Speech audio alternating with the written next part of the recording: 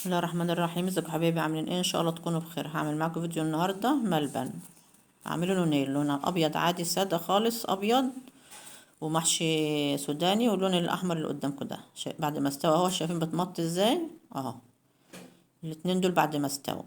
الابيض ده محشي سوداني اهوت، والابيض والاحمر اللي حطيت عليه لون صحي وبس وخلاص. والمقادير الاتنين واحده. الابيض مقاديره زي الابيض زي الاحمر بالظبط، مقادير واحده متغيرش، وهتشوفوها قدامكم دلوقتي اهو. شايفين طري ازاي؟ شايفين بتمط دي ازاي اهو؟ هنيجي بقى للمقادير بقى. كوبايتين وربع سكر، كوبايه ونص ميه. دول لوحدهم هتحطوا في اللي انت هتسويه في لوحدي، وفي حاجه تانية بره كوبايه نشا على كوبايه ميه اللي قدامكم دي، وتضربوها ببعضيها كده. نروح ناخد بقى كوبايتين ونص، كوبايتين وربع سكر على كوبايه ونص ميه، نحطهم على النار. نحط عليهم عصرة ليمونة كاملة ويغلوا 10 دقايق. بعد ما يغلوا 10 دقايق بنحط عليهم ايه؟ كوباية المية وكوباية النشا على بعض كده اهو، نقعد نقلب فيهم جامد كده على نار عالية اهو. واول ما يغلوا ويلفوا تيجي مهدية بقى النار خالص اهو، وايديكي فيهم على طول عشان ما يكلكعوش معاكي. في الاول ايديك فيه على طول، وتخليه بقى بعد ما يلف معاكي كده تخليه نص ساعة، وتقلبي كل شوية. تحطي معلقة زبدة قدامك اهي، دي معلقة زبدة او معلقة سمنة بلدي، هيخليه يسيب الطاسه معاكي او الحله اللي انت بتعملي فيها.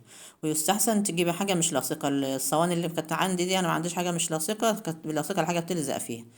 الابيض ده هنحط على 3 معالق ميه ورد اهو، وممكن تستغنى عنهم بفانيليا، باكت فانيليا. هنيجي بقى بعد ما لف كده وحطينا كل حاجاته، هنجيب كوبايه سكر تانية ونحط نصها ونقلبها مع الملبن كده هتدوب فيه. تفضلي تقلبي لحد ما تدوب، تحط النص التاني بتاع الكوبايه اهو، وتلفها كده لحد ما تدوب برضه قدامكم اهو. واول ما يلف يقعد نص ساعة على النار وتقلبي فيه على طول. شايفين لف وساب الصينية ازاي قدامكم اهو؟ هنحط بقى السوداني اهوت، ووطي النار. اول ما يلف توطي النار على طول.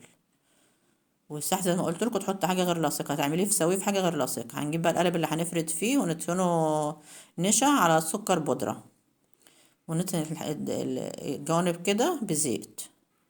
وحاولي وانت بتفرغيه كده ما تدخلش جواه سكر ونشا، عشان ما يعزلش من بعض، ما يعملش عزل بينهم وبين بعض. يبقى هتفردي في القالب نشا على سكر بودره، وبتاخدي زيت كده وتسوي وشه كده بايديكي كده او بمعلقه او بالاسباتولا اللي قدامكم دي كده اهو.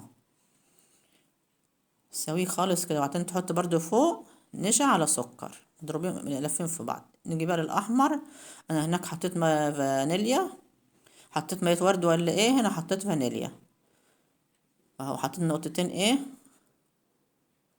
اللون ده صحي، صحي يعني، ومصرح من وزارة الصحة يعني، يتاكليه عادي يعني، ما هوش مضر للصحة. وحطيت برضو معلقة زبدة اهيت برضو، يقعد نص ساعة لحد ما يلم معاكي كده، يبقى سمكه اللي قدامك ده، ويسيب القعر بتاع الصينية اللي بتعملي فيه. هنيجي برضو القالب ده الصغير انا صغرته عن التاني عشان التاني كان سمكه كبير على الملبن، وطلعه رقيق معايا. انا عايزة يبقى مكعب وسمكه غليظ شوية، سمكه تخين شوية اهو.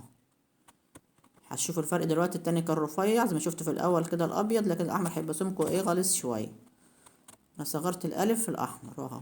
تستني برضو القالب في الارضية نشا على سكر بودرة، وفوق النشا برضو على سكر بودرة اهوت. ولو مسك معاكي كده الاحمر مسك معايا، عشان دهنت الجوانب زيت خفيف. بتفرغيه، بتعزليه كده من القالب يعني بالسكينة كده اهو. والسكينة تعصيها او تدهنها بودرة سكر بودرة على نشا عشان ما تلزقش معاكي في الملبن. عارفين الملبن طبعا بيلزق اهو. كل ما كل ما تقطعي شوية يعني تدهنيها نشا على سكر بودرة. لو انت سمعتوا الفيديو بتاعي يا حبايبي لحد دلوقتي وعجبكم، اعملوا اشتراك في القناة واعملوا لايك، اكتبوا لي تعليق حلو زيكم. والمقادير بتاعته هسيبها لكم تحت الفيديو، تضغط على كلمة المزيد يطلع لك صندوق الوصف، هيبقى فيه في المقادير اهو. في حاجات كتيرة ما نقدرش نقولها لكم في الفيديوهات بتاعتي عشان فيديوهات قصيرة. في حاجات كتيرة تفاصيل في الفيديو، في كل فيديو ما نقدرش نقولها لكم عشان الفيديو بيبقى وقته قصير، مش عايزة نطول عليكم الفيديو اهو. شايفين درقية ازاي عشان كان القالب بتاعه كبير. وزي ما قلت لكم المقادير هتبقى تحت الفيديو، تحت كلمة المزيد تحت الفيديو، اضغطي على كلمة المزيد هيطلع لك المقادير في صندوق الوصف اهو. بنقطعه قدامكم اهوت، بتدهني كل شوية السكينة نشا على سكر كده عشان تقطع معاكي. السودان على فكرة دي بالطعم لذيذ خالص للملبن، وانت بتاكليه كده بطعم حلو خالص. المطة اللي انتوا شايفينها دي عشان بيقعد نص ساعة بتقلبي فيه على النار اهو قدامكم اهو. بعد ما استوى الاتنين شايفين طري ازاي وبتمط ازاي. والسلام عليكم ورحمة الله وبركاته.